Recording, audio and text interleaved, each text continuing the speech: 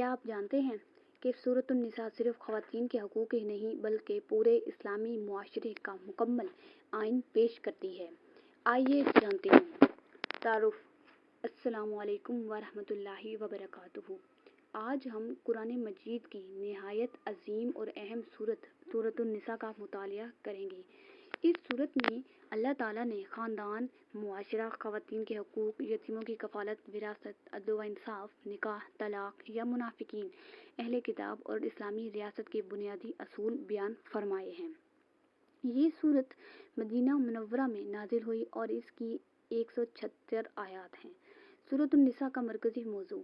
اس سورت کی بنیادی مقصد ایک ایسا معاشرہ قائم کرنا ہے جہاں انصاف ہو، ہر انسان کو اس کا حق ملے، عورت محفوظ ہو، یتیم کی حفاظت ہو، کمزوروں پر ظلم نہ ہو، اللہ کی اطاعت کو زندگی کا مرکز بنایا جائے۔ مختصر الفاظ میں عدل، حقوق العباد اور مضبوط اسلامی خاندانی نظام۔ نام رکھنے کی وجہ۔ اس سورت کا نام النساء یعنی عورتیں اس لیے رکھا گیا کیونکہ اس میں خواتین کے حقوق، نکاح، مہر، وراثت، طلاق، یتیم لڑکیوں کی اور خاندانی قوانین کی بڑی تفصیل سے بیان کیا گیا ہے۔ مختصر ترجمہ اور خلاصہ۔ اللہ تعالیٰ نے ابتدا میں فرماتے ہیں: اے لوگو، اپنے رب سے ڈرو جس نے تم سب کو ایک جان سے پیدا کیا۔ یہ اعلان کرتا ہے کہ تمام مسلمان انسان برابر ہیں۔ اس کے بعد اللہ تعالیٰ فرماتے ہیں: پوائنٹ نمبر 1، یتیموں کا مال نہ کھاؤ۔ پوائنٹ نمبر 2، عورتوں کو ان کا مہر خوشحالی سے دو۔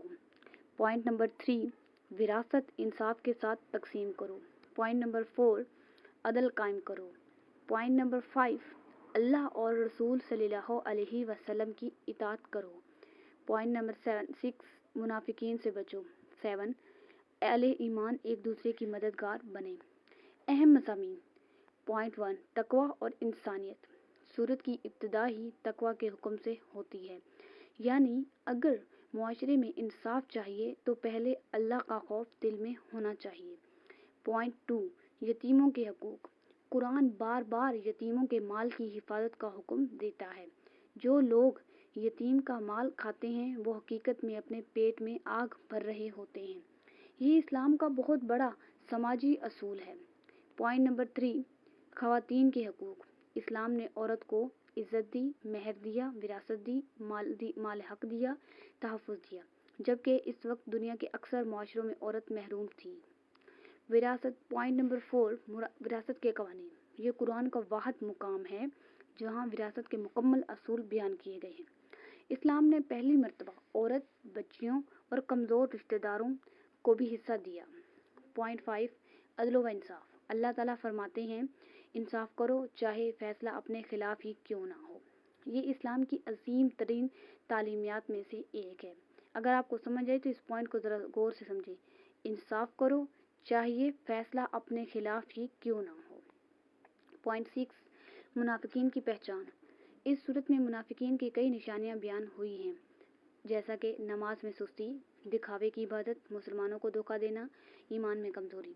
پوائنٹ 7، اللہ اور اس کے رسول کی اطاعت۔ صورت میں واضح حکم ہے کہ اگر کسی معاملے میں اختلافات ہو جائے تو فیصلہ اللہ اور رسول کی طرف لوٹاؤ۔ پوائنٹ 8، جہاد اور مظالموں کی مدد۔ اللہ تعالیٰ سوال کرتے ہیں: تم اللہ کی راہ میں اور ان کے مظلوم مرد، عورتوں اور بچوں کے لیے کیوں نہیں لڑتے جو ظلم کا شکار ہیں؟ یہ مسلمانوں کو کمزور کی مددگاہ کا درس دیتا ہے۔ پوائنٹ 9، اہل کتاب سے گفتگو۔ یہودیوں اور عیسائیوں کے بعض غلطیوں کا ذکر کیا گیا ہے اور انہیں توحید کی دعوت دی گئی ہے۔ پوائنٹ 10، حضرت عیسیٰ علیہ السلام۔ اس صورت میں واضح فرمایا گیا: حضرت عیسیٰ علیہ السلام کو نہ قتل کیا گیا اور نہ صلیب پر موت دی گئی، بلکہ اللہ تعالیٰ نے انہیں اپنی طرف اٹھا لیا ہے۔ سورۃ النساء کی تفسیر کا خلاصہ۔ علماء تفسیر کے مطابق اس سورت کا اصل مقصد یہ ہے کہ اسلام صرف عبادات کا دین نہیں بلکہ مکمل معاشرتی نظام بھی ہے۔ اگر خاندان مضبوط ہوگا، عورت محفوظ ہوگی، یتیم کا حق ملے گا، عدالتیں انصاف کریں گی تو پورا معاشرہ کامیاب ہوگا۔ اہم اسباق۔ اس صورت سے ہمیں یہ سبق میں ملتے ہیں: پوائنٹ 1، اللہ سے ڈرتے ہوئے زندگی گزارنی چاہیے۔ پوائنٹ 2، یتیموں کی حفاظت کرنی چاہیے۔ پوائنٹ 3، عورتوں کے حقوق ادا کرنا ایمان کا حصہ ہے۔ پوائنٹ 4 وراثت میں انصاف ضروری ہے۔ پوائنٹ 5 کسی پر ظلم نہیں کرنا چاہیے۔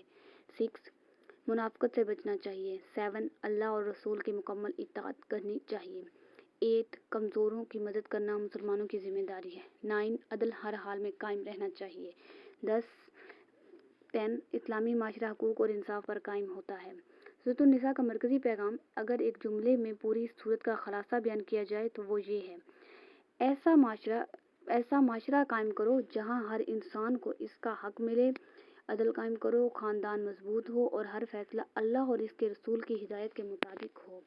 اختتام: اللہ تعالی ہمیں سورۃ النساء کی تعلیمات کو سمجھنے اور ان پر عمل کرنے، انصاف قائم کرنے، حقوق العباد ادا کرنے اور ایک مثالی اسلامی معاشرہ بنانے کی توفیق عطا فرمائے۔ آمین یا رب العالمین۔